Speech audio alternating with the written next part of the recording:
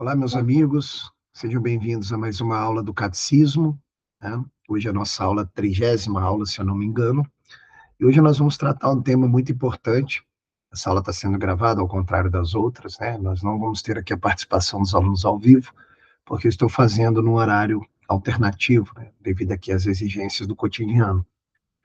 A aula de hoje nós vamos tratar a comunhão dos santos, é um assunto importante, né? Que nós repetimos no nosso credo, o credo dos apóstolos, no símbolo da fé. Então, é um tema muito, muito importante para a vida espiritual, para a vida cristã. Espero que vocês consigam entender. Se tiver qualquer dúvida, é só deixar aqui nos comentários do YouTube, tá joia? Antes da gente começar, cabe aqui também um aviso.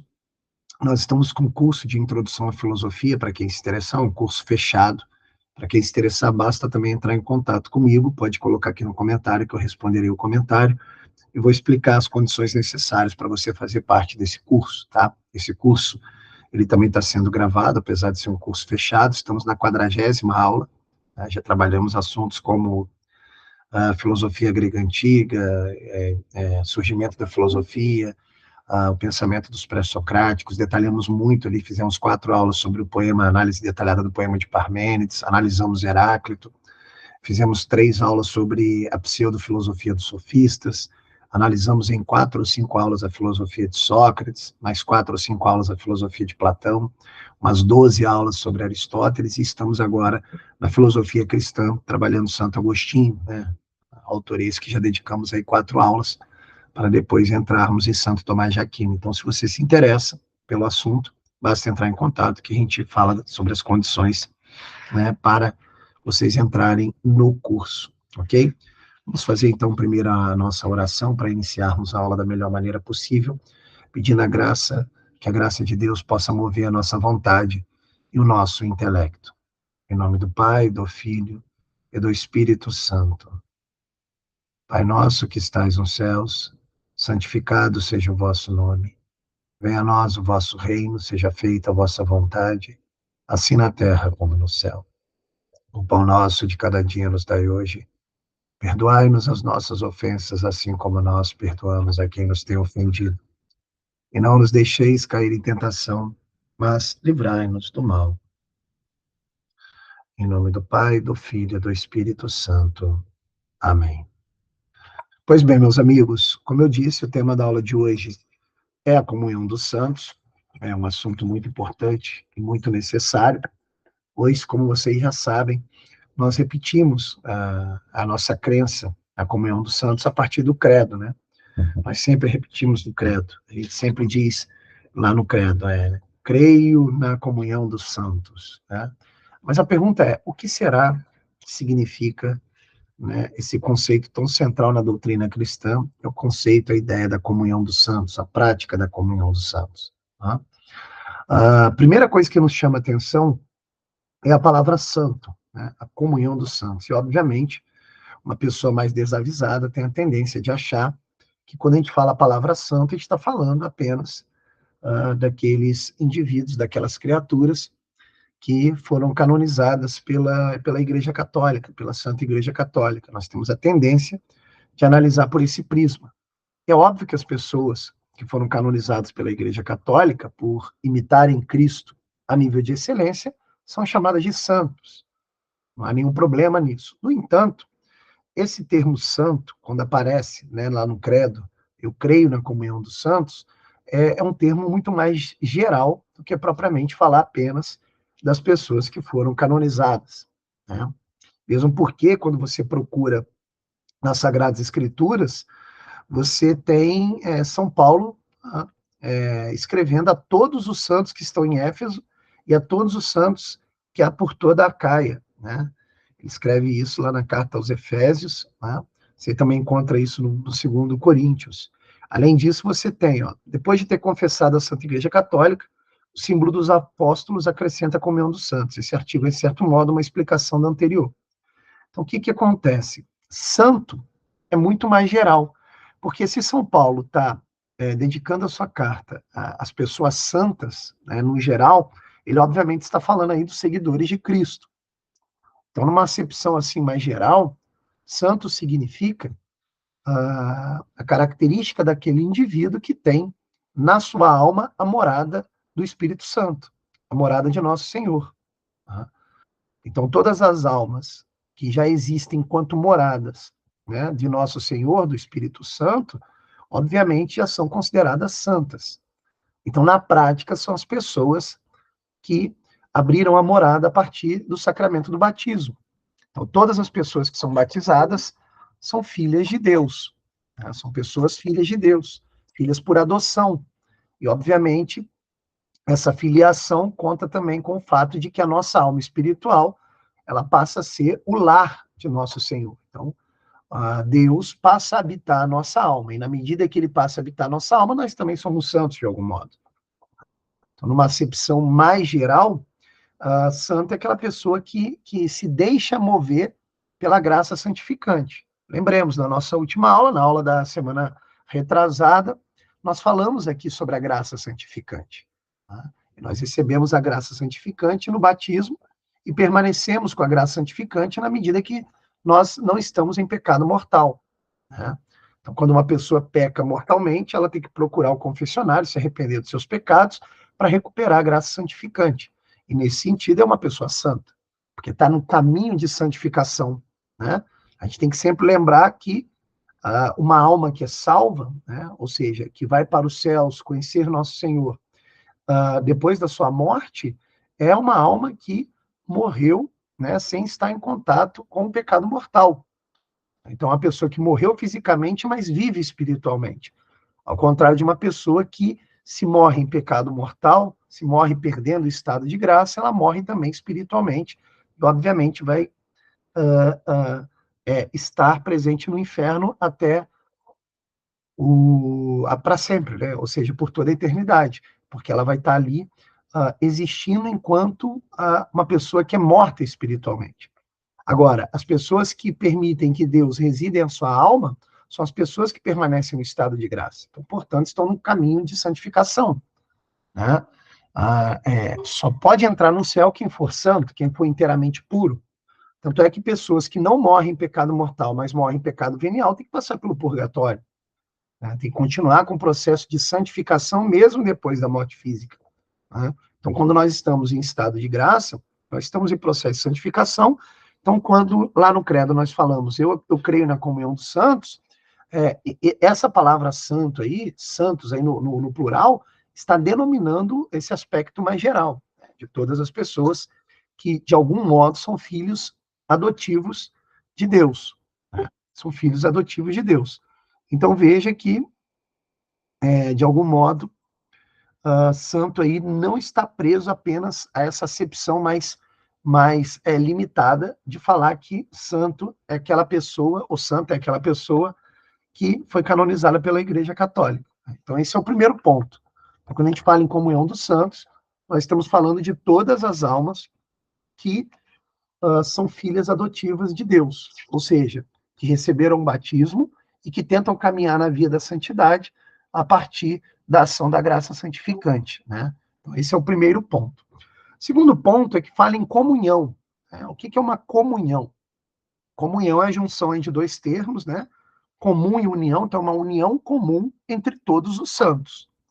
Então, é uma união comum entre todos os filhos adotivos de Deus. Então, todos aqueles que receberam o batismo fazem parte da comunhão dos santos. Estão presentes nessa união comum entre todos os santos. Então, nós, católicos, nós acreditamos nisso. Nós cremos na comunhão dos santos. Nós cremos que existe uma comunhão entre todos os filhos adotivos de Deus. Tá? Entre todos os filhos adotivos de Deus. Então, veja que coisa curiosa. Todos nós participamos de uma espécie de corpo místico, que é o próprio corpo místico de Cristo, no qual Cristo é a cabeça. E os seus membros somos nós. Né? Os seus membros são seus filhos adotivos. Os seus membros são os santos. Então, acreditar na comunhão dos santos é acreditar que nós fazemos parte do corpo místico de Cristo. Tá? E o que é o corpo místico de Cristo que não é igreja? Que não é igreja. A igreja que é uma das causas eficientes do batismo. Né? Então, veja, por conta da igreja, nós temos acesso ao sacramento do batismo. Né? Então, todos que receberam o batismo fazem parte de um mesmo corpo, de uma união comum, de uma comunhão dos santos. Né? Então, a gente vai ver já já como é que a gente pode detalhar ainda mais essas pessoas que estão presentes, né, no corpo místico de Cristo. Mas, deixemos aqui adiantado, o corpo místico de Cristo, ou seja, onde se estabelece a comunhão dos santos, é a própria Igreja Católica. É a própria Igreja Católica. Ok? Mas veja que coisa curiosa. Antes da gente ver detalhadamente, né, quais são as almas espirituais que participam do corpo místico de Cristo, que participam da comunhão dos santos, é necessário primeiro detalhar quais são as pessoas que não participam da comunhão dos santos, que não participam do corpo místico de Cristo.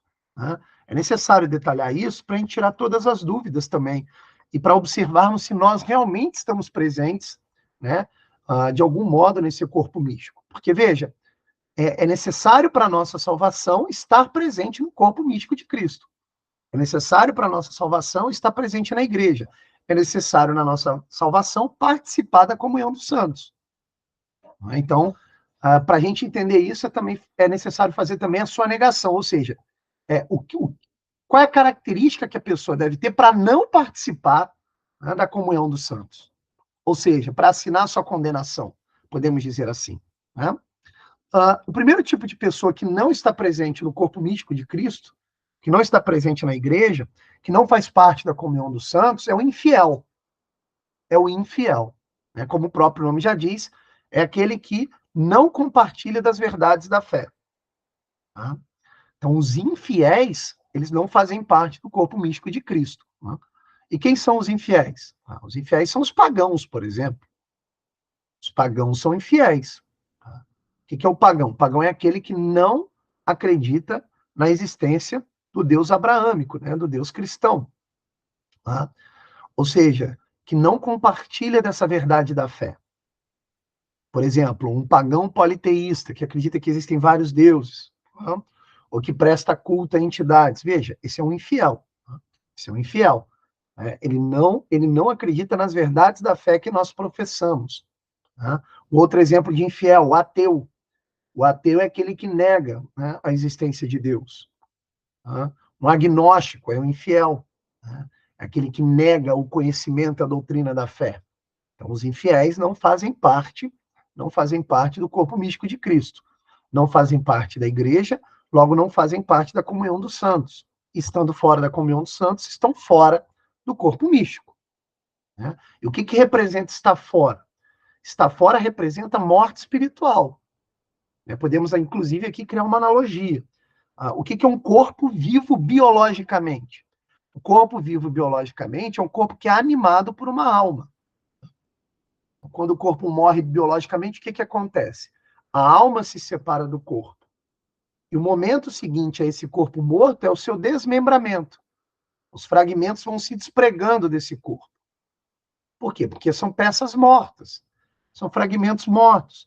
Aquela causa unificadora, né? Aquela causa que unifica todas as partes, todos os fragmentos, que é a alma, já não está mais ali. Ali não há mais vida. Tá? Assim também podemos falar sobre os infiéis. Os infiéis são como células que morreram desse corpo místico, e que, portanto, estando mortos espiritualmente, negando, né, o Espírito Santo, que é aquele que unifica as partes desse corpo místico, no qual Cristo é a cabeça, negando isso, ele está pedindo a própria morte. Ó. Está se desgarrando, está se fragmentando como um corpo pútrido, fétido, que vai também, de algum modo, se fragmentando, né, no plano biológico. Então, no plano místico acontece algo muito semelhante.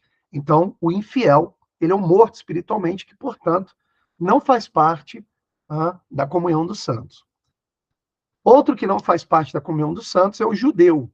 O judeu também não faz parte da comunhão dos santos. Veja, o judeu até crê no Deus abraâmico, né, no Deus único, mas nega a segunda pessoa da Trindade, nosso Senhor Jesus Cristo. O judeu, no máximo, vai considerar Cristo uma espécie de profeta, mas não como Deus. Isso é negar o ápice da revelação divina para nós cristãos. Então, o judeu, ele também é alguém que se fragmenta, que sai do corpo místico, por negar a segunda pessoa da Trindade, por negar nosso Senhor Jesus Cristo. Né? Temos também o herege. Né? O que é o herege? O herege é aquele que nega uma ou outra verdade da fé. Nós temos que lembrar o seguinte: o cristão, ele aceita o pacote completo, todas as verdades da fé que são professadas pela Santa Igreja. Né? Tudo aquilo ali que é repetido no credo, nós acreditamos. Tudo que está no catecismo, nós acreditamos. A gente não pode tentar personificar uma religião, personalizar uma religião ao nosso gosto próprio. Aquilo que a gente acredita. Não é assim. Tem que fazer o voto de fé naquilo que está relacionado às verdades da fé professadas pela igreja, professadas pela tradição, professadas pela Sagrada Escritura, professadas pelo Sagrado Magistério. Eu não posso negar uma verdade da fé em nome de outras verdades da fé. Não, isso daí é heresia. Isso daí é heresia. Então, o herege, ele também está assinando a sua condenação, porque ele também é um fragmento separado do corpo místico. Ele também é um fragmento fora da comunhão dos santos. Então, ele não participa da comunhão dos santos. Ele não participa da igreja. Tá? Então, o herege é esse. Eu gosto muito de uma fala do padre José Eduardo, que é muito interessante. Porque pergunto assim para o padre José Eduardo: Padre José Eduardo, como ser católico quando a gente vê, por vezes, autoridades eclesiásticas tendo assim, atitudes, no mínimo, duvidosas? Né? E a gente percebe que, às vezes, a ação de uma autoridade vai na contramão da doutrina. Como fazer? Né? Isso não justificaria, inclusive, o movimento cismático, né? Ou o movimento herético, né? De pessoas que querem se separar da Igreja Católica, porque a Igreja Católica está muito podre por dentro, por assim dizer. E aí o padre José Eduardo, ele dá uma resposta muito sábia, muito ponderada, que ele diz o seguinte: olha, nós devemos lembrar o seguinte, que a Igreja Católica é a arca verdadeira da aliança, é a barca de Pedro. Eu quero estar dentro da barca de Pedro. Aquele que está fora, ele não vai ser salvo. Tá? Mas lembremos, na barca de Pedro, lá no meio do mar tempestuoso, existem pessoas que estão com a fé abalada, inclusive Pedro, que por um momento sai da própria barca, e depois Cristo vai salvá-lo e trazer de volta. Então, assim, por mais que o mar esteja tempestuoso, por mais que eu tenha fraqueza na minha fé, eu tenho que permanecer e pedir a ajuda de Deus essa permanência, né, para que eu consiga estar dentro da barca. Assim como a Arca de Noé também. Dentro da Arca de Noé temos animais. Tem animais que defecam, tem cheiro ruim, tem fedor, tem sujeira, tem feiura dentro da barca. Mas veja, dentro da barca tem de tudo, mas eu quero permanecer na barca. Eu quero permanecer na barca. Então não há justificativa pelos erros humanos que ocorrem dentro da igreja. Porque eu tenho que ter fé, uma fé inabalável em todo o pacote das verdades da fé. Né? Então, veja, os hereges e os cismáticos, aqueles que estão querendo se separar da igreja, eles não fazem parte da comunhão dos santos, não fazem parte da barca de Pedro, não fazem parte da arca de Noé, não fazem parte da arca da aliança, tá? Não fazem parte do corpo místico de Cristo, não fazem parte da igreja, não fazem parte da comunhão dos santos. Tá? Então, os excomungados, os hereges, os cismáticos, não fazem parte. Tá? Temos também os apóstatas, que negam a divindade de Cristo, eles também estão fora, né, do corpo místico de Cristo, estão fora da comunhão dos santos. Então, veja que é um grupo grande de pessoas que, mesmo que não sejam ateias, infiéis, e acreditam no Cristo de algum modo, mesmo assim estão fora do corpo místico. Por quê? Porque não acreditam em todas as verdades do credo, em todas as verdades professadas pelo próprio Cristo. Então não faz sentido elas fazerem parte da comunhão dos santos, né? Porque para fazer parte, como eu disse, tem que professar todas as verdades da fé. Né? Dito isso, nós podemos então tentar fazer aqui uma análise detalhada agora das pessoas que fazem parte da comunhão dos santos. Tá? E a melhor maneira da gente explicar isso é dizendo o seguinte, olha, faz parte da comunhão dos santos, participa da comunhão dos santos, faz parte do corpo místico de Cristo, aqueles que vivem a igreja. Tá? Aqueles que fazem parte da igreja. Essa é a maneira mais correta da gente afirmar quem é que participa da comunhão dos santos, que participa dessa união comum com os santos. Tá? Então, são aqueles que participam da igreja.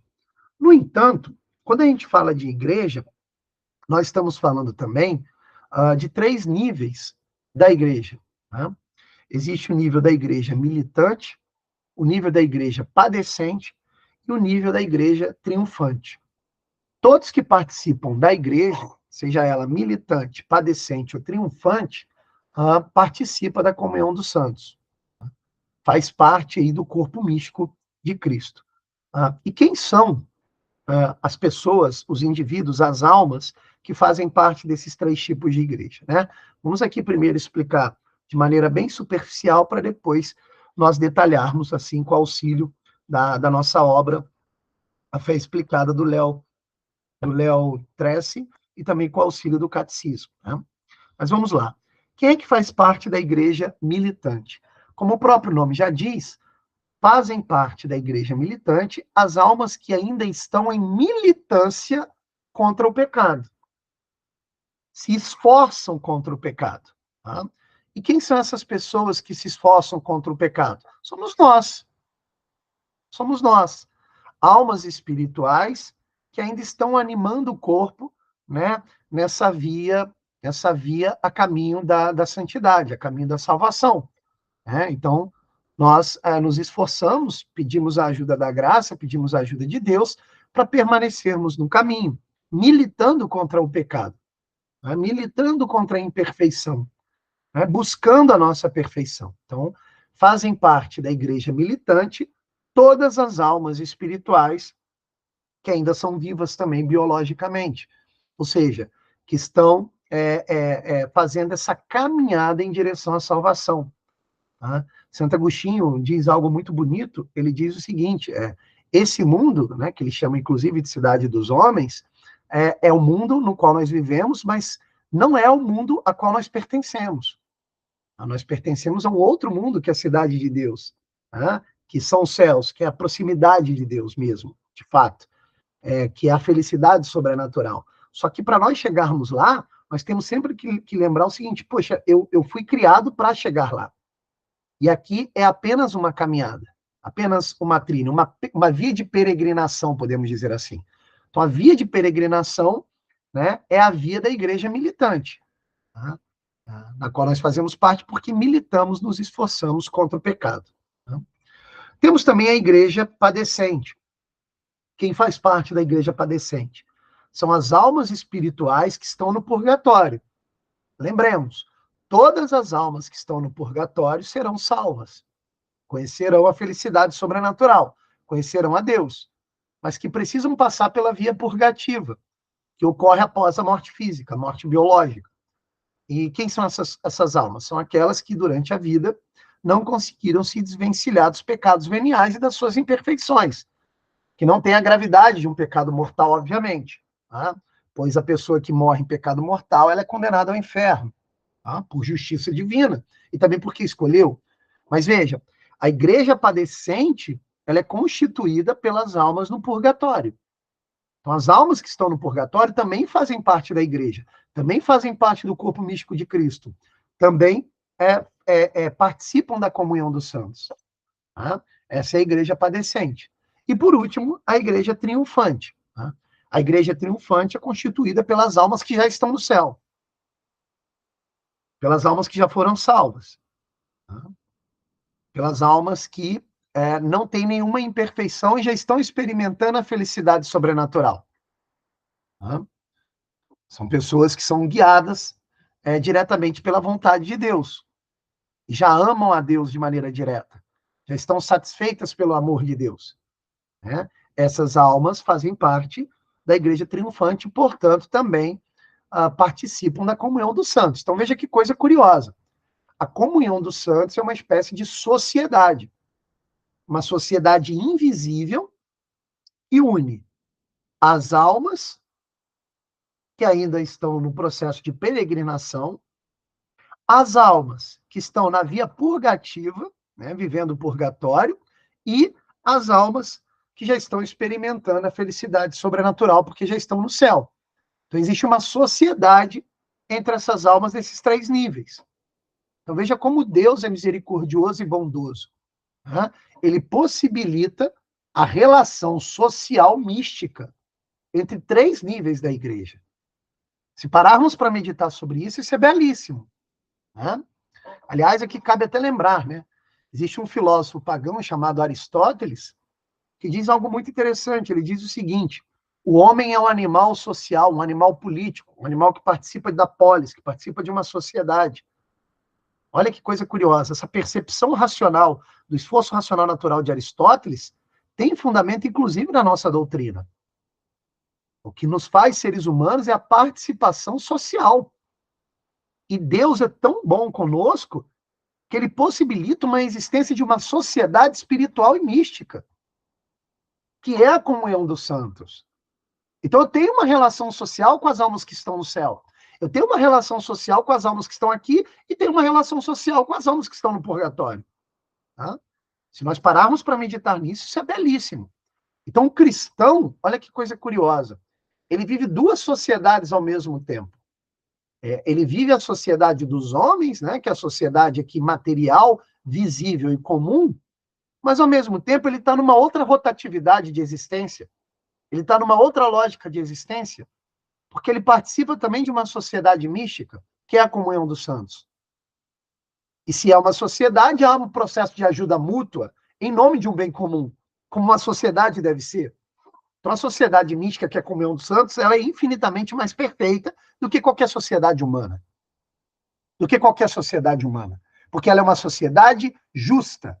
A comunhão dos santos é uma sociedade sempre justa, porque ela é guiada pela justiça divina, que é a justiça perfeita, que é Cristo cabeça, que comanda os membros, né? Não é assim? Um corpo, ó. Qualquer movimento que eu faço com os membros é comandado pela cabeça, ó, pela vontade e pela inteligência, que no caso do corpo místico é a vontade divina e a inteligência divina.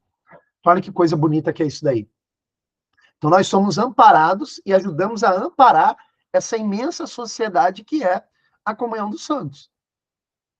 Olha como isso é bonito, né? Dito isso, podemos agora detalhar cada uma desses níveis de existência na comunhão dos santos, né? Desses níveis de existência dentro do corpo místico, que no final das contas é uma sociedade só, né? Mas que a gente divide aqui em três níveis para a gente entender melhor. Comecemos pela igreja triunfante, que são os santos do céu, né? Os santos que estão no céu, ou seja, as almas que já estão salvas, as almas que já conhecem a felicidade sobrenatural. A primeira coisa que a gente tem que entender é o seguinte, né? Veja, as almas que participam da igreja triunfante já conhecem a felicidade sobrenatural. Então, elas já vivem o auge da felicidade e não precisam de mais nada. Porque, veja, elas vivem a felicidade plena, né? Vivem a felicidade plena. Mas olha que coisa curiosa. Primeira coisa curiosa, todas as pessoas que já estão salvas vivem a felicidade plena, elas vivem diferentes níveis de felicidade plena. Isso parece não ter lógica, parece ser contraditório, mas não é. Tá? Todos vivem a sua felicidade plena, mas no céu existem níveis hierárquicos. Mas todos vivem uma felicidade plena, que transborda. Tá? Isso parece contraditório, mas uma vez eu li, né, na autobiografia de Santa Teresinha do Menino Jesus, né? Eu e a minha esposa, a gente lia esse livro belíssimo antes de dormir, e lá pelas tantas, a Santa Teresinha tenta explicar de uma maneira didática, se eu não me engano, foi uma tia dela que explicou isso para ela, e ela relata isso no seu livro História de uma Alma, que é uma explicação muito bonita, né? Diz o seguinte, no céu, todo mundo é um copo que transborda, que está cheio até o topo, e que chega a transbordar de amor. Só que existem copos de diferentes tamanhos. Então, todos vivem a felicidade plena, mas de diferentes tamanhos dentro de uma hierarquia que Deus planejou para nós desde da da eternidade, onde cada um tem uma função, podemos dizer assim, uma função que é separada por hierarquias. Então veja que coisa curiosa. Lá no céu não tem inveja do fato de eu experimentar minha felicidade plena, mas alguém experimentar uma felicidade maior porque a plenitude da outra pessoa é maior. Eu não sinto inveja por isso, porque a plenitude da felicidade me faz amar como Cristo me ama, como Deus me ama. Olha como isso é bonito, né? Então essa explicação eu acho bastante didática. Mas, ainda em relação aos santos que estão no céu, uma outra dúvida que pode aparecer, que surge também como uma coisa curiosa, é o seguinte: bem, se os santos que estão no céu, se as almas que estão no céu, elas já têm a felicidade plena e não precisam de mais nada, para que elas querem participar da comunhão dos santos, visto que todas as outras almas estão abaixo delas? Em outras palavras, qual a necessidade, por exemplo, de uma alma que está no céu rezar por mim, querer a minha felicidade, visto que nada falta para ela? Percebe? Isso também aparenta uma contradição, mas não é uma contradição. Por quê? Se as almas que estão no céu experimentam uma felicidade sobrenatural, elas experimentam porque Deus as preenche. Então elas vivem o amor de Deus. E viver o amor de Deus significa amar como Deus ama. A vontade de Deus as guia. Então elas amam como Deus ama. Veja, e Deus nos ama. Então veja, se uma pessoa que está aqui do meu lado, sei lá, se um familiar meu reza pela minha saúde, e isso tem um efeito prático aqui nesse mundo, você imagine alguém que está experimentando o amor de Deus. Tem uma oração muito mais poderosa. Então, o amor que ela sente é o amor de Deus. E como Deus nos ama, ela também nos ama. Então, ela participa desse corpo místico. Ela participa da comunhão dos santos. Então, a oração de alguém que já experimenta, de uma alma que já experimenta a felicidade sobrenatural, é uma oração poderosíssima. E os santos oram por nós. Eles oram por nós. Os santos, eles querem ajudar as almas. Porque se a oração de um homem bom aqui nesse mundo já tem eficácia, você imagina então alguém que está do lado da própria bondade, que está experimentando a bondade no seu ápice. É uma oração muito mais poderosa. Né? Então, os santos, por serem mais íntimos de Deus, eles têm inclusive um poder de ajuda social na comunhão dos santos para as almas que estão abaixo, tanto no purgatório como para nós, que a gente não tem nem ideia. É um poder inimaginável. Então veja que coisa belíssima que é, coisa maravilhosa que é participar da comunhão dos santos. Isso significa dizer que você recebe ajuda de almas purificadas, de almas que encontraram a sua perfeição. Né? Isso é muito bonito. Eu tenho até aqui algo que fala a respeito disso, sobre a intercessão dos santos. Aliás, por isso que nós rezamos pela intercessão dos santos. Porque nós acreditamos pela comunhão dos santos, fazemos parte da comunhão dos santos, nós acreditamos que os santos podem interceder por nós. E é óbvio que podem. Nós podemos venerar, honrar os santos. O que nós não podemos fazer é prestar idolatria.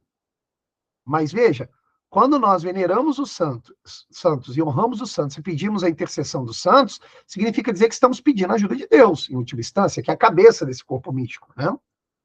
Então diz, a intercessão dos santos. Pelo fato de os habitantes do céu estarem unidos mais intimamente com Cristo, consolidam com mais firmeza na santidade toda a igreja. Eles não deixam de interceder por nós ao Pai, apresentando os méritos que alcançaram na terra pelo único mediador de Deus e dos homens, Cristo Jesus. Por conseguinte, pela fraterna solicitude deles, nossa fraqueza recebe o mais valioso auxílio. Isso é muito bonito, né? E continua. Os santos do céu oram pelas almas do purgatório e por nós.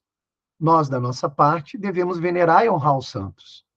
Não só porque podem e querem interceder por nós, mas porque o nosso amor a Deus assim o exige. Quando se elogia a obra de um artista, honra-se o artista. Os santos são as obras-primas da graça de Deus. Quando os honramos, honramos aquele que os fez, o seu Redentor e Santificador. A honra que se presta aos santos não é subtraída a Deus. Né? Isso é um erro dos protestantes, por exemplo. Eles interpretam o pedido pela intercessão dos santos como se fosse uma idolatria, mas eles não estão enxergando a realidade da forma adequada. Né? Os santos apontam para Deus. Quando nós veneramos e honramos os santos e pedimos a sua intercessão, quando nós olhamos a ação de um santo, quando nós lemos a biografia, a vida de um santo, aquilo na hora faz com que a nossa inteligência, a nossa vontade apontem para Deus. O santo é uma seta para Deus. Né? A gente não está parado no santo. O santo faz parte do caminho a Deus. Ó. Né? Tem aquele ditado oriental muito antigo, tradicional, no qual o mestre aponta para a lua e pede para o discípulo explicar o que está vendo. Aí o discípulo começa a detalhar o dedo do mestre. Ou seja, o discípulo não entendeu nada. Ele deve entender que o dedo está apontando para a lua. O mestre quer que o discípulo observe a lua. Assim como o santo quer que nós observemos Deus. Guiemos a nossa vontade, o nosso intelecto por Deus, a nossa alma espiritual por Deus, né? E continua. Ao contrário, nós prestamos uma honra que lhe tributamos de uma maneira que ele, o próprio Cristo, pediu e deseja. Então, nós estamos apenas obedecendo aquilo que Cristo pediu. Vale a pena recordar que, ao honrarmos os santos, honramos também muitos seres queridos que já se acham com Deus na sua glória. Não só os canonizados, mas cada alma que está no céu é um santo. Lembremos, só entra no céu quem for santo. Por esta razão, além das festas especiais dedicadas a alguns dos santos canonizados, a igreja dedica um dia do ano, isso aqui é muito interessante, ó, a igreja dedica um dia do ano a honrar toda a igreja triunfante, ou seja, todos os santos que já estão no céu, fazem parte da igreja triunfante, todas as almas que estão no céu, inclusive das pessoas que morreram, mas não foram canonizados, mas que são santos, por já se encontrarem na glória de Deus, que é a festa de todos os santos, que ocorre no dia 1º de novembro. Né? Então, veja, essa conversa de venerar os santos, honrar os santos, e pedir auxílio daqueles que já estão na glória de Deus, é tão sério para a igreja que tem um dia que se comemora, a partir da festa de todos os santos. Para vocês verem a importância da igreja triunfante na comunhão dos santos. Ok? Então, essa é a igreja triunfante. Podemos agora ir para a igreja padecente. Né?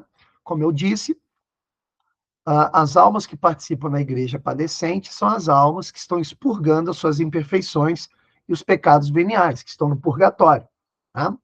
Então, aqui já cabe uma primeira coisa. Como é que as almas que estão no purgatório participam da comunhão dos santos? Tá? Primeira coisa, elas não podem mais fazer algo a respeito dos seus pecados veniais e das suas imperfeições, pois elas já morreram. Né? No entanto, a gente não sabe se eles podem rezar por nós. Nós não sabemos disso, tá? Mas sabemos que podemos rezar pelas almas do purgatório.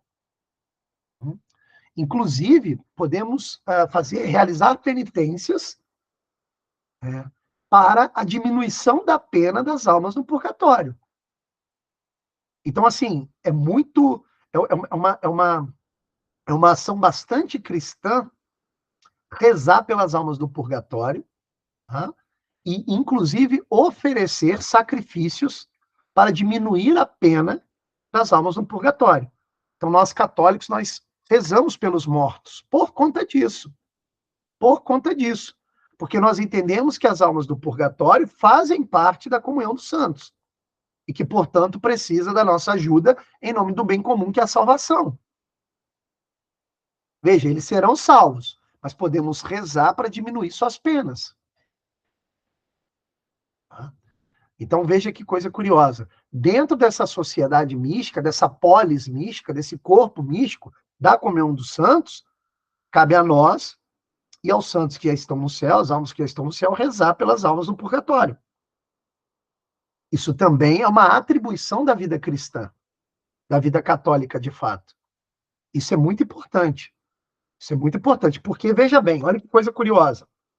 Depois que a alma do purgatório expurga todas as suas imperfeições e os pecados veniais, eles vão experimentar a felicidade sobrenatural. Serão santos na acepção do termo. Estarão participando da felicidade sobrenatural. E aí, obviamente, eles vão rezar por nós. Vão rezar por nós. Ainda mais para efeito de gratidão. Para nós que estamos ou aqui ainda na igreja militante ou na igreja padecente. E eles já vão estar na igreja triunfante. Poderão orar por nós. Lembremos, ao final dos tempos, a igreja triunfante, ela absorverá a igreja padecente e a igreja militante. Tudo será a igreja triunfante. A Israel triunfante. O reino dos céus. Ó. Todos participarão dessa polis triunfante. Ó. Olha que coisa bonita. Então, convém muito ao católico rezar pelas almas do purgatório. Rezar pelas almas do purgatório. Os protestantes também não entendem isso. Qual é o efeito de rezar para o morto? Visto que ele já fez todas as suas escolhas. Ou ele está condenado, né? Ou ele está salvo. Bem, é assim, mas existe ali um momento na eviternidade, não é nem esse termo correto, né? Mas a gente está usando aqui para efeito didático, que é o purgatório. Então, assim, podemos rezar para diminuição da pena no purgatório. Como diz aqui, né, o livro A Fé Explicada. Como membros da comunhão dos santos, nós que ainda estamos na terra devemos orar, além disso, pelas benditas almas do purgatório. Agora elas não podem ajudar-se mais. O seu tempo de merecer já passou.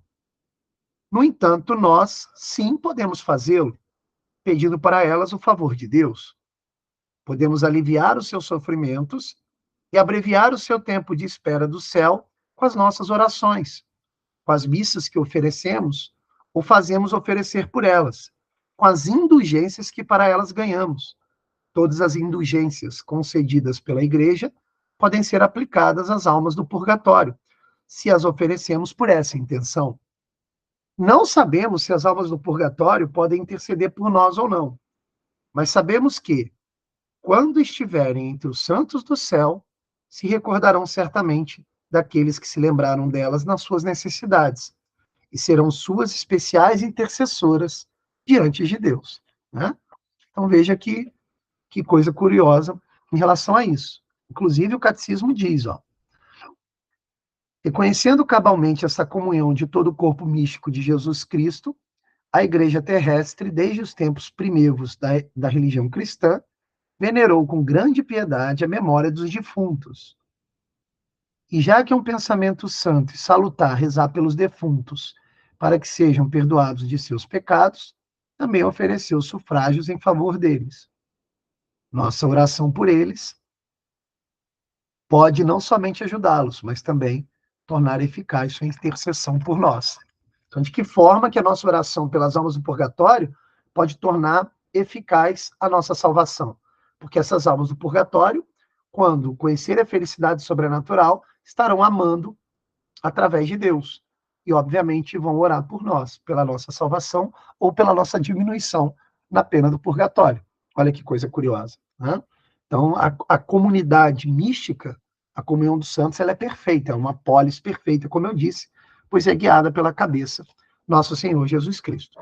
E, por último, a igreja militante. Tá? A igreja militante, obviamente, além dela ter a atribuição de rezar pelas almas do purgatório e pedir a intercessão dos santos, né, para a sua salvação, nós também podemos rezar uns pelos outros. E a oração, rezar uns pelos outros, de todos que estão vivos agora na igreja militante, se faz muito necessário. É uma atribuição também importantíssima da vida cristã e da vida católica. Né? Inclusive, o capítulo do livro referente a isso diz o seguinte, é evidente que os que estamos ainda na Terra devemos rezar também uns pelos outros, se quisermos ser fiéis à nossa obrigação como membros da comunhão dos santos. Devemos ter uns pelos outros um sincero amor sobrenatural, praticar a virtude da caridade fraterna por pensamentos, palavras e obras, especialmente mediante o exercício das obras de misericórdia, corporais e espirituais. Se queremos assegurar a nossa permanente participação na comunhão dos santos, não podemos menosprezar a nossa responsabilidade nesse campo. Então, orar uns pelos outros, tá? Praticar a ajuda fraterna, né? Praticar as 3 ações necessárias para a caminhada espiritual, que são a oração, o jejum e a esmola, tá? Oferecer jejum como mortificação, né, para a conversão, né, das almas que ainda estão vivas, e também pedir por esse tipo de mortificação, por esse tipo de sacrifício, o aumento de santidade dos nossos irmãos que fazem parte, né, da militância contra o pecado mortal. Tá? Também a esmola é também algo muito importante, ajuda material, né, e ajuda espiritual aos nossos irmãos. As pessoas que te pedem, né, é muito salutar para a vida cristã ajudá-las, muito mesmo. Isso tem uma eficácia enorme, que por vezes nós nos esquecemos. Né? Então, assim, fazer parte dessa comunidade é existir em outra rotatividade, ao contrário dos infiéis, dos pagãos e dos ateus, que também merecem as nossas orações. Mas veja, nós existimos em uma outra rotatividade. Nós temos que estar abertos para a ajuda, né, das outras almas, em nome da salvação, pois assim Cristo nos pediu. Né? Então isso é muito, mas muito importante. Eu sou prova viva da eficácia das orações. Né? Eu tenho histórias sobre a minha própria existência, no qual eu percebi a eficácia das orações. E na medida que a gente vai praticando isso, a gente começa a perceber que a comunhão dos santos, esse processo de ajuda mútua, a partir dessa polis celestial, não é uma brincadeira. É um negócio muito sério. Né? É um ponto do nosso credo, da nossa crença, da nossa verdade de fé, que é muito salutar para a nossa existência. Tá? Então, basicamente é isso. Espero que tenha ficado claro. Uma dúvida que geralmente as pessoas têm, que é a seguinte: quando nós praticamos o pecado mortal, nós estamos fora da comunhão dos santos, aí é que está. Né? Nós continuamos a participar da comunhão dos santos por efeito do batismo.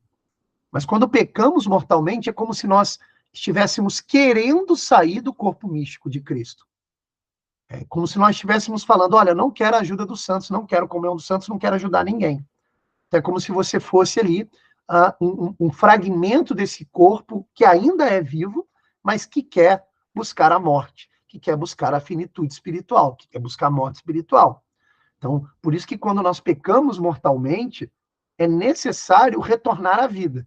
É necessário ser uma célula com eficácia na comunhão dos santos. E para isso nós precisamos do arrependimento sincero e precisamos do sacramento da penitência. Tá joia? Espero que tenha ficado claro. Dessa vez a aula não foi ao vivo, a aula é gravada, mas espero que tenha sido de valia aí para vocês, ok? Faremos então a oração final e encerraremos a aula. Em nome do Pai, do Filho e do Espírito Santo. Pai nosso que estais nos céus, santificado seja o vosso nome. Venha a nós o vosso reino, seja feita a vossa vontade, assim na terra como no céu. O pão nosso de cada dia nos dai hoje. Perdoai-nos as nossas ofensas, assim como nós perdoamos a quem nos tem ofendido. E não nos deixeis cair em tentação, mas livrai-nos do mal. Em nome do Pai, do Filho e do Espírito Santo. Amém. Um abraço, fiquem com Deus.